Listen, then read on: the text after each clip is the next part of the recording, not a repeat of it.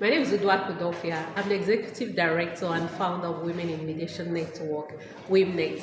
WIMNET is one of the WROs, that's the women rights organizations in the southern part of Nigeria that is part of the Resourcing Change project under the Conflict Stability and Security Fund from FCDO, that's the Foreign Commonwealth Development Office.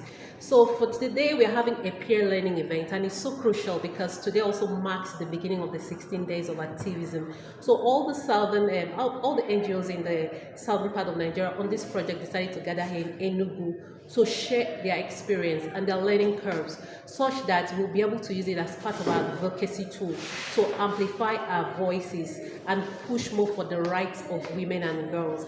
It's crucial because all through the 16 days of activism, we have so many programs lined up, but today is the kickoff event with the peer learning event here holding in Enugu, and we also will be doing a lot of advocacy work both on the social media spaces and in our various states. So it's a crucial event, and we hope that this event will also help practitioners and stakeholders to actually realize that women's rights are human rights. It's a joint peer learning event for 6 WROs who have been supported by Safer World and WILF Nigeria in activities to stem the tide of gender-based violence in their different communities in the southern part of Nigeria. Now, it's really critical at this time because today, 25th November, is the day set aside by the United Nations as International Day for the Elimination of Violence Against Women. So it coincides with what we're doing, and it's symbolic for us. It's a way of amplifying our voices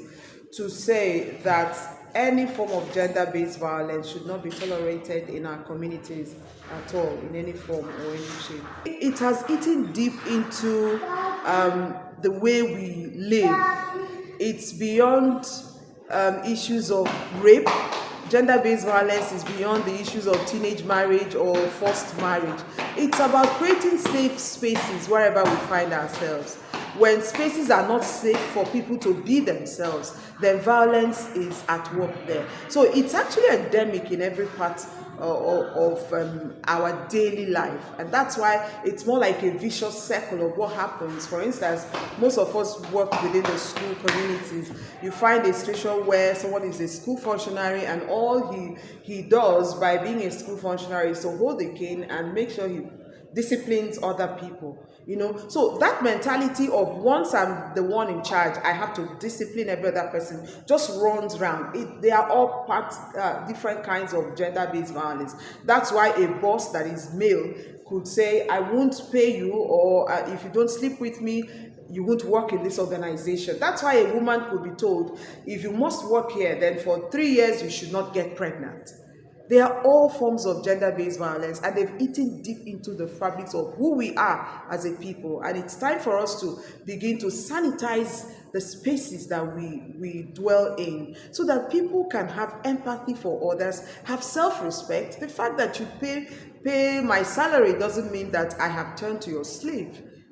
Let's begin to shift our mindset. I think that's the essence of this whole celebration and the workshop.